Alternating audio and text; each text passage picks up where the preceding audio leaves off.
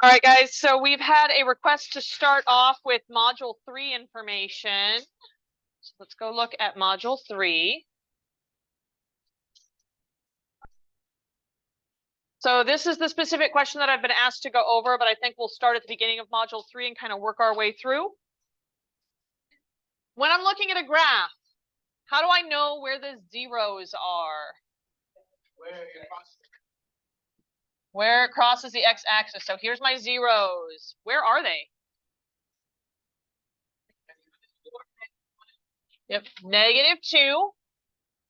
So -2, 0, and +4, 0. Where do I look for the vertex? Top of the parabola up here? In this case, it's the bottom. It's like where the bump is. 1 negative. Yes, 1 negative 9. Make that a little bit smaller.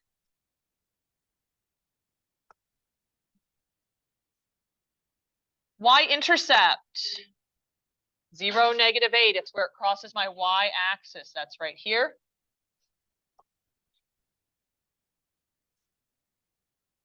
Or if you just wrote -8, I would accept that as well. Axis of symmetry. At what? Close, super close. What do you mean by 1? Because there's a whole bunch of 1s on here. X equals 1. Because it's going to run right through here, and I have to write down what axis it goes through. Since I'm cutting through the x-axis, x equals 1. Any question about this guy? Cool. Does anybody else need a copy of the review? I heard several people looking for it. There are extra copies up there in the review basket if you need another one. All right, let's look at these now. It says that we are supposed to factor and solve. Give me synonyms for solutions.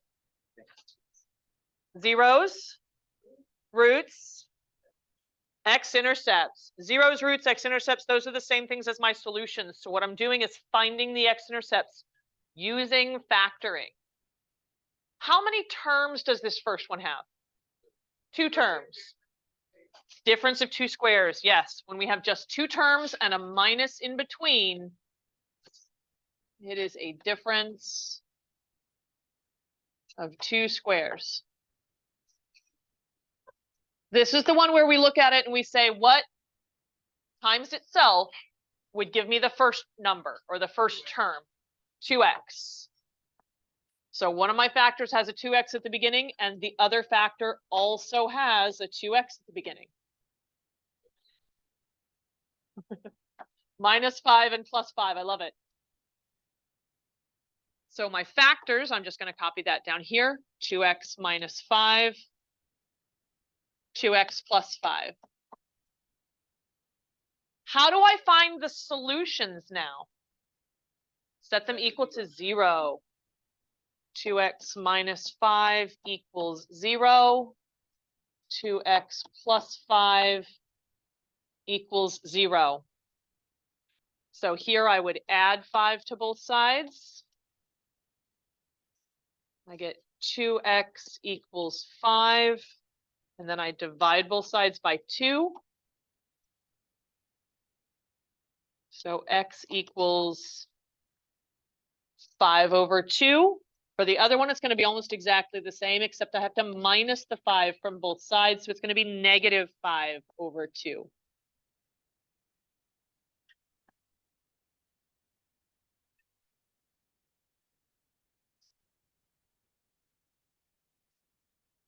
Can somebody grab the door, please?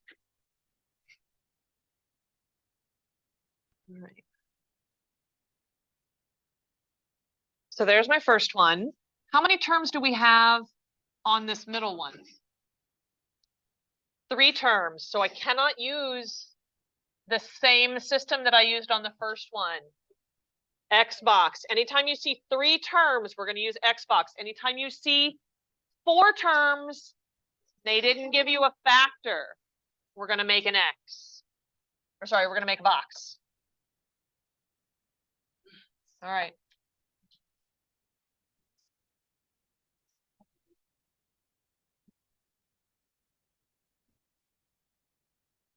All right.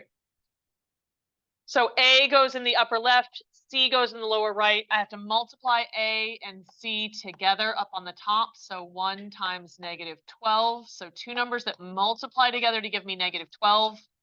But when I add those same two numbers together, I get 4. What will do that? -2, +6. So -2x, +6x. This direction, I can take an x out of both pieces. What can I take out of the bottom from both pieces? 6. Positive or -6? Positive. So one of my factors is x plus 6. Going the other direction, I can take an x out of both pieces here. What about these two? -2. So x minus 2. So what are my solutions then? -6 and +2. X equals -6. X equals +2. Does anybody need to see my work for how I got those? Okay. We always take our factors, set them equal to 0.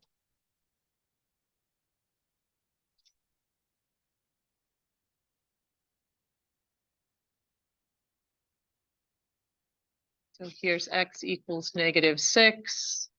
Here I would add 2 to both sides. X equals +2. Before I do this last one, because I'm afraid I'm going to forget, I keep setting papers on top of this. You guys get to use a cheat sheet on the final exam.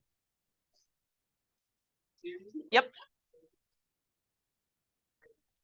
So here's the only rules about the cheat sheet. You get to write only on one side of it. So the side with the printing, you can't do anything except write your name and your class period on there. You can only write on the back side. Yes. Pass the final, pass the class.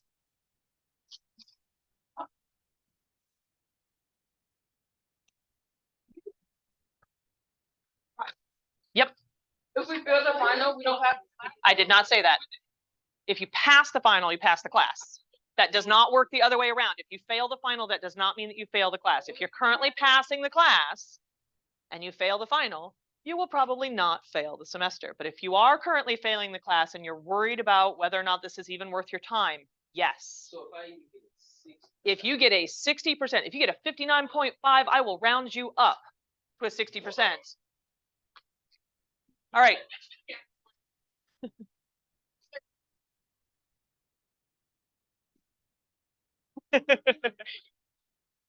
All right. So rules for the cheat sheet. Please pay attention because I don't want anybody to lose their ability to use the cheat sheet. Only thing on this side, name and class period. You can write whatever you'd like to on this side. It has to be in your handwriting. It cannot be typewritten. It has to be in your handwriting. You cannot put foldables on here. You cannot have accordion things so that you figure out ways to get more space on here. Somebody asked me about trying to do it in the past. I was like, nope. You can, as long as it only takes up the space that's on there. They can't like you can't fold them up.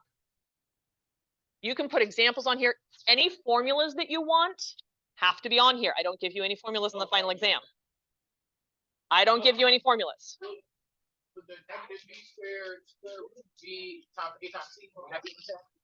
Will you be expected to use it? Yes. Will I give it to you? No. Here's something that I've seen students do in the past that has been helpful for them to organize, because here's what I don't want for you guys. You write a whole bunch of stuff on the back, you get to the final exam, and then you're like, I know I wrote it down on my sheet somewhere, and you spend more time looking on here than answering questions. So you want to label stuff. So what I've seen students do that's been really, really helpful, we had 5 units. So take it and fold your paper hot dog style. And then you can fold it into thirds.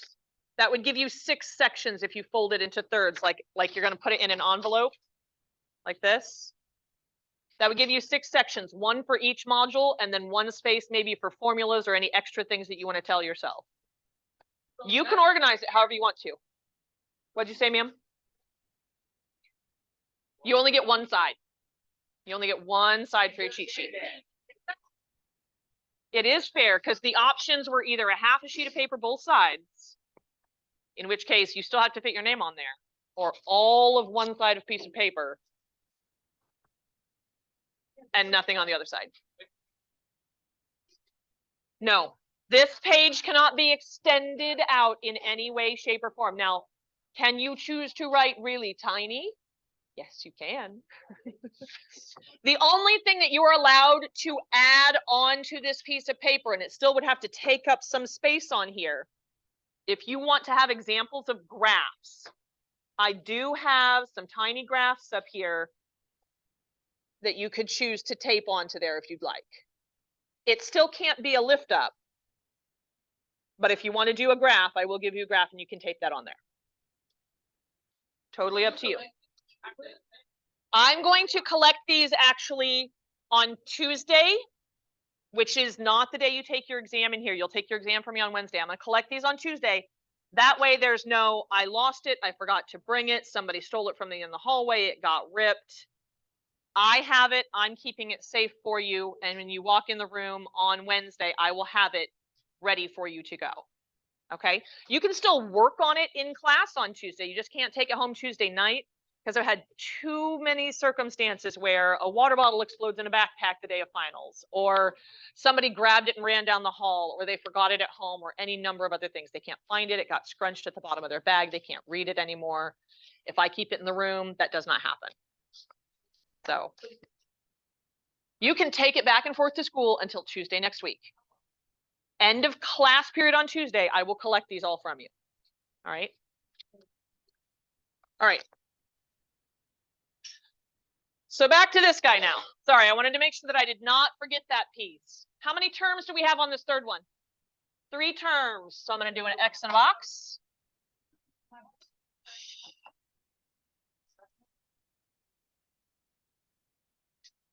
All right, so I have, guys, focus please, 2x squared negative 6. What do I put on the x? Negative what? What goes up on the top? Oh, Negative 12, because we do A times C. So those same 2 things that I just put in the box, I take those numbers, 2 times negative 6. Down on the bottom, what do I put? Negative 1, because it's a negative 1x. It's just an invisible 1. So what multiplies to give you negative 12 but adds to negative 1? I meant minus 4 and 3. Negative 4, positive 3, yes. So negative 4x, positive 3x. What's the only thing that 2x squared and 3x have in common? X. What's the biggest thing that negative 4x and negative 6 have in common? Because it's not negative 4. Negative 2. So I have x minus 2 as one of my factors. Going vertically now, 2x squared and negative 4x. What's the biggest thing they have in common? 2x. 3x and negative 6. 3. Positive or negative 3? Positive. Remember, whatever box it is touching, it takes that sign. 2x plus 3. I need to solve both of those. I'm going to do that down here. X minus 2 equals 0. So I would add 2 to both sides. X equals 2. So that's what I'm going to write right here. X equals 2. And then over here, 2x plus 3 equals 0. I'm going to minus 3 from both sides. So I have a negative 3 over on the right. And then I divide both sides by 2. And so up on this line right here, I have x equals negative 3/2. Or what would that be as a decimal?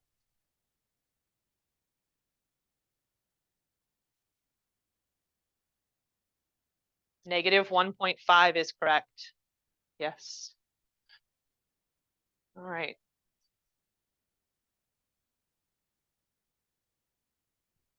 Yes, sir. Yes, you may. Bathroom passes right there. Find the value of C for each trinomial to create a perfect square. So I'm going to take this number right here. I'm going to cut it in half. Then square it.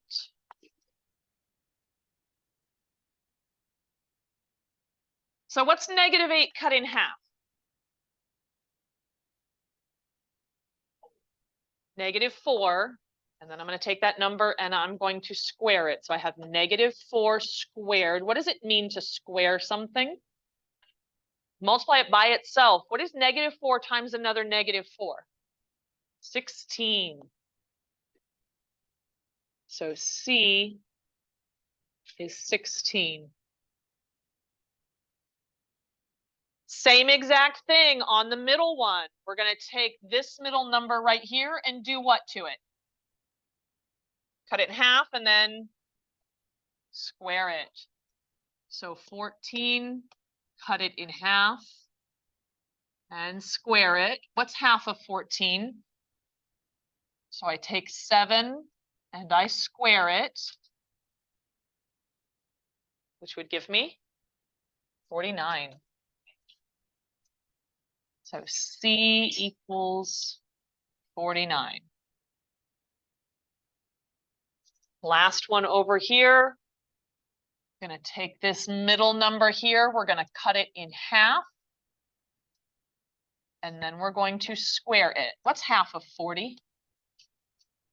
So I take 20 and I square it. So 20 times 20 gives me 400. So C is 400.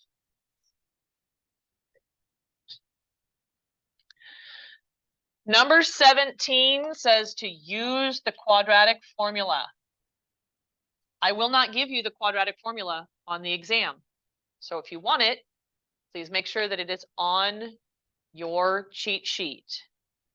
Quadratic formula, x equals, and then we have this big long fraction bar. The only thing on the bottom of the fraction is 2a, but there's a whole bunch of stuff up on the top. Up on the top of the fraction, I have opposite of b, or negative b, plus or minus the square root of b squared minus 4 times a times c.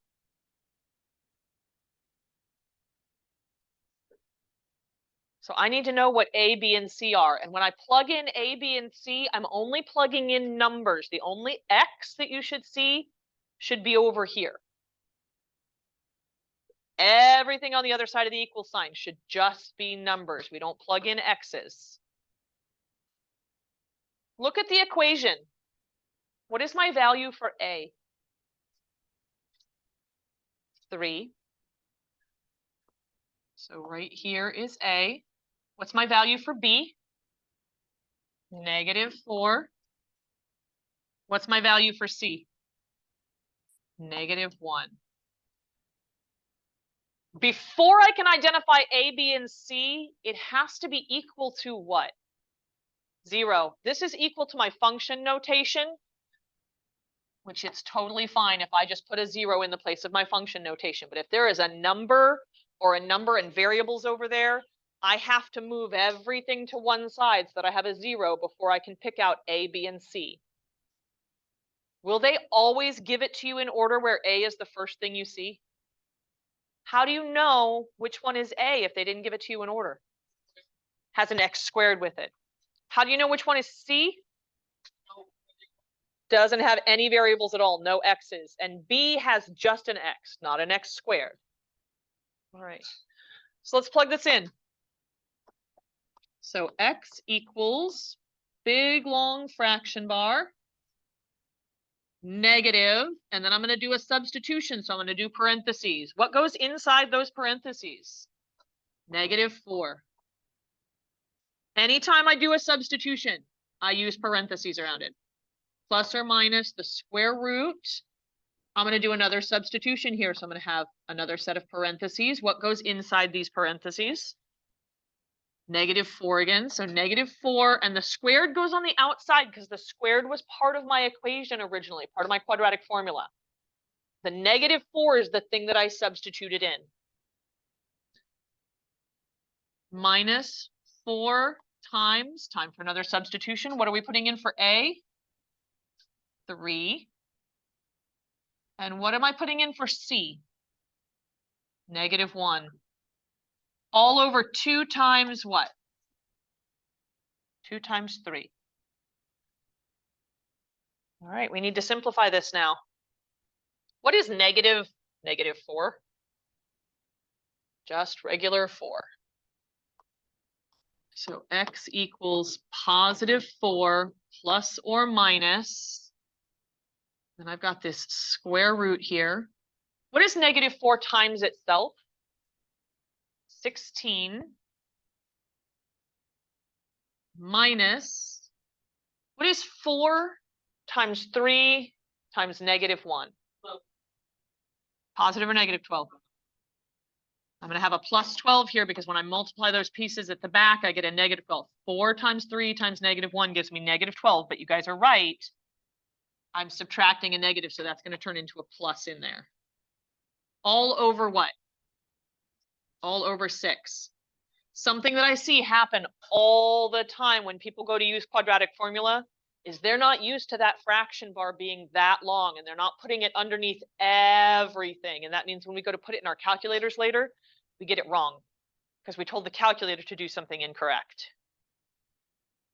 All right, so I have x equals 4 plus or minus the square root of 16 plus 12 all over 6. What is 16 plus 12? 28.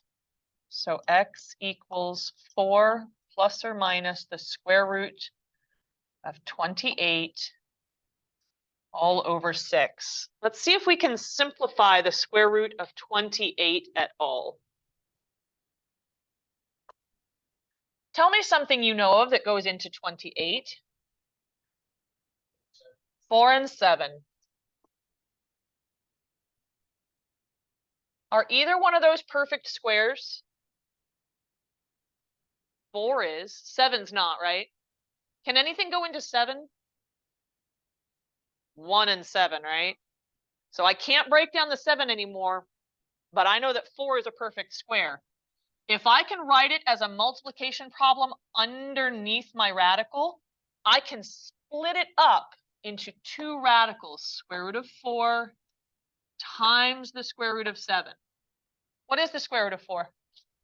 2. So this is 2 square root of 7. So I'm going to put that in the place of where I have this radical 28. X equals 4 plus or minus 2 square root of 7 all over 6. Now I have to try to simplify this. So I have to distribute with division just the same way I would distribute with multiplication. 4 over 6, can I reduce that at all? Yeah, what goes into both 4 and 6? 2. So I'd have 2, and on the bottom I'd have a 3, plus or minus. And then here, I can't touch the square root of 7 part, but what goes into 2 and 6? 2 goes into both of those. What's 2 divided by 2? 1. So I'd have 1 square root of 7. Thank you, sir. If I have a 1 square root of 7, I don't technically have to write the 1 here. Oh, come on.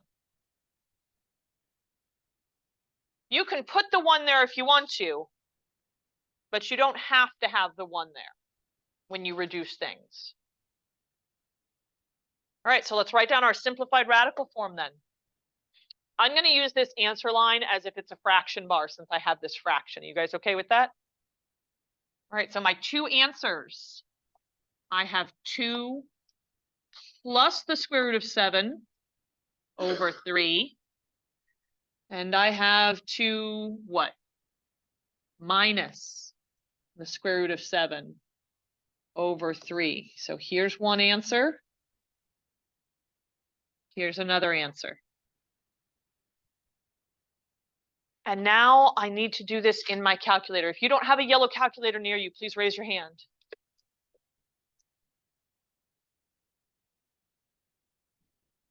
Does anybody not have a yellow calculator near them? You guys need one? All right, put your phone away from me, sir. Oh, goodness. Dwayne, I saw your hand go up. I'll get you one. Thank you so much. You guys have yellow calculators back there? Yellow calculators, and Dwayne, you still need one. There you go. Anybody else need a yellow calculator? Okay. Here's how we're going to plug it in. On your yellow calculator, first find the fraction button. That is the N over D button. You guys see this green button right here? Go over 1 column and down 2. There should be a button that says N over D. That'll put a big fraction bar in for us. That makes sure that we have that big long fraction there. That's okay. You see the green button? Go over 1 column and down 2 buttons. Do you see the one that says N over D? Yep, you want to push the N over D button. Oh my goodness. There, I'll take the slippery one. All right, so you want your fraction bar. Up on top of the fraction, 2 plus. Does anybody remember how to get to the square root on here? Yep, push that green button second and push the x squared key. That should make a little square root show up. What are we putting underneath the square root? 7. How do I get down to the bottom? Use the arrow key, so that round keypad, go down to the bottom. What are we putting on the bottom? 3.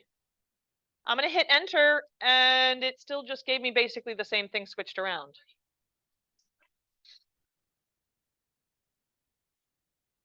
Did you push x squared, or did you push the one that looks like a carrot? Let me see. Oh. This is broken. Good. Right, so Sarah, here's what I did. I just used the arrow to come over, and I'm going to hit the delete button. Okay. And just got rid of it. Now you should be able to hit enter. How do I'm supposed to write a decimal form. How do I take it from this form right here and make it show me the decimal? The arrows, the one right above the enter key. It looks like arrows that point left and right. Push that button. We're going to take it out to 3 decimal places. So what does it start with? 1 point, what? 5, 4, and I need one more number. 8.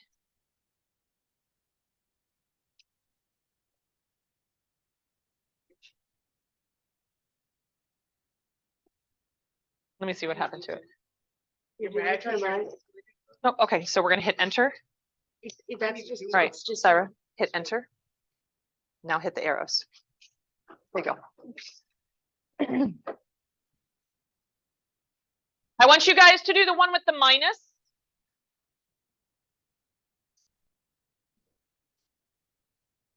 We rounded up. Yes. So you can round it up to 549. That's exactly what I would do. But if you write 548, I'm not going to count it wrong. I want you guys to do the one with the minus.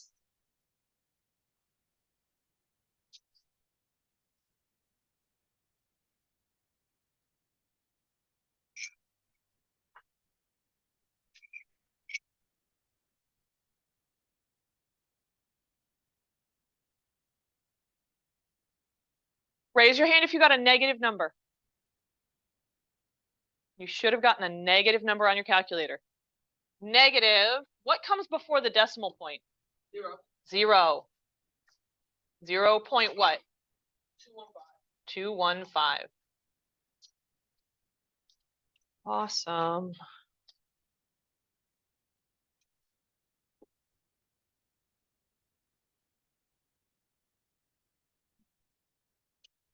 Do you guys have any questions on quadratic formula? Okay. Carry out the indicated operations and simplify. What are they asking me to do on part A? Not on part A. What's in between them? Add them.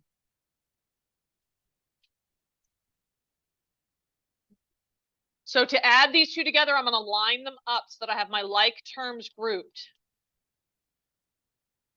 4 plus 7i, and underneath it, I'm going to put 2 minus I. They're lined up with the like terms on top of each other. And now I'm just going to add my like terms together. The things without the i's first. 4 plus 2, 6. Now I'm going to add the things with the i's. I have 7i plus negative I. 6i plus 6i. And I'm done.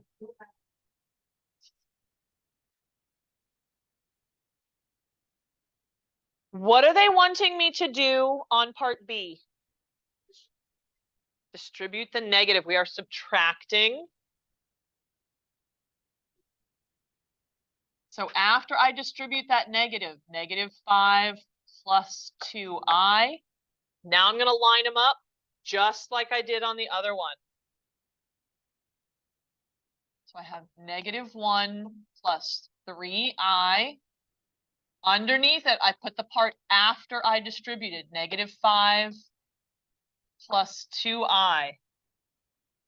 And now I'm going to add these together. Negative 1 and negative 5 put together. Negative 6 plus 5i.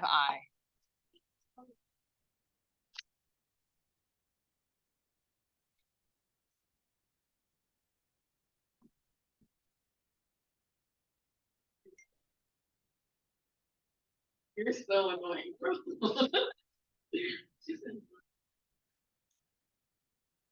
So I'm going to distribute the minus. What operation are they asking us to do on part C?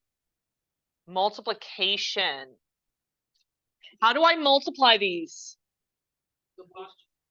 You can do a box, or we can just do double distributing. So I'm going to take 3 and distribute it to the 2. What's 3 times 2?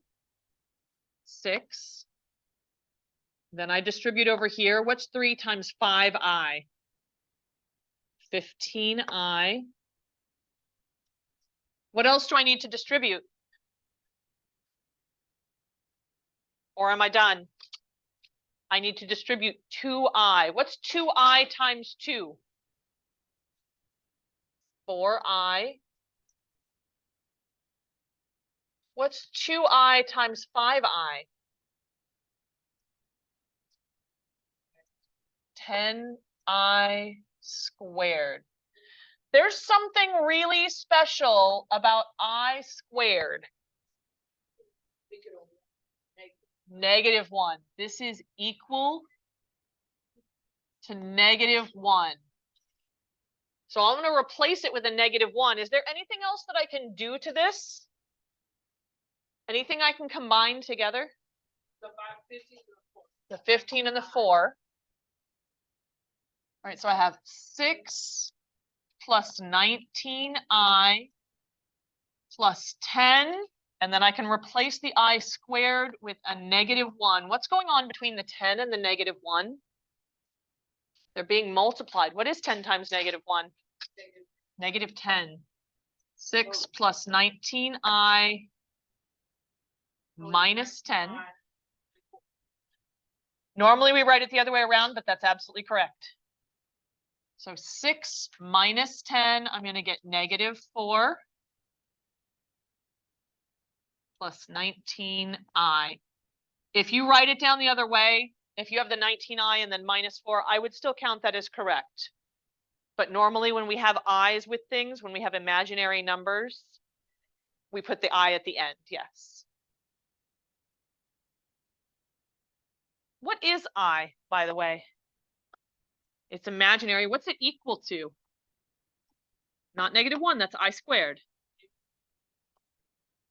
It's equal to the square root of -1. So anytime I see a negative underneath my radical, I can take it out as I. Like right here, I can take an I out. So that's I square root of 25 times what?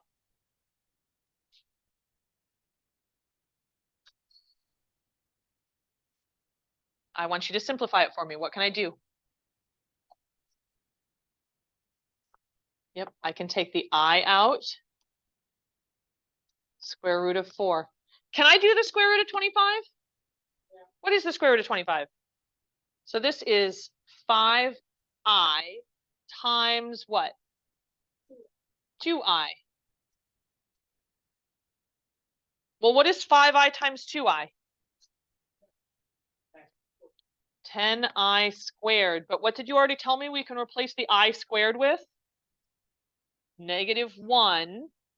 So I have 10 times -1, which is what? -10.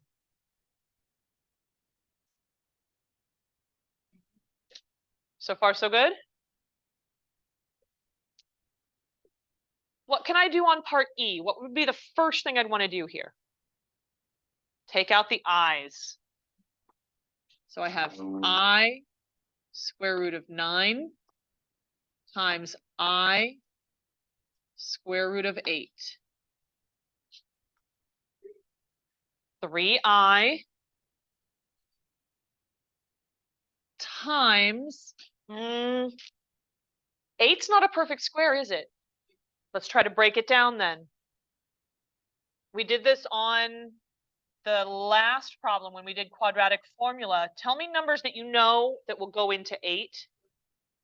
4 and 2, so the square root of 4 times 2. Are either one of those perfect squares? 4 is, 2 is not. Can anything go into 2 other than itself? No, just a 1. That doesn't help me at all. So I have the square root of 4 times the square root of 2. What is the square root of 4? So I have 2 square root of 2. So 2 square root of 2I. Well, what's I times I? I squared. I can multiply this to only the part that's out from under the radical. If they're both under the radical, I can multiply them together. If they're outside the radical, I can multiply them together. But I can't multiply a piece outside with a piece inside. So I can multiply the 3 and the 2 that's out here, but I can't multiply the 3 with the 2 that's under here. Does that make sense? What is 3 times 2? So I have 6 square root of 2 I squared, because I multiply the i's together also. You could do 6I squared square root of 2. Nothing wrong with that. Normally the i's just always go at the end. So that's why I put him back there, but it's not wrong if you switch around the order on that. What is I squared equal to? I squared equals -1. So I have 6 square root of 2 times -1. Well, what would that give me?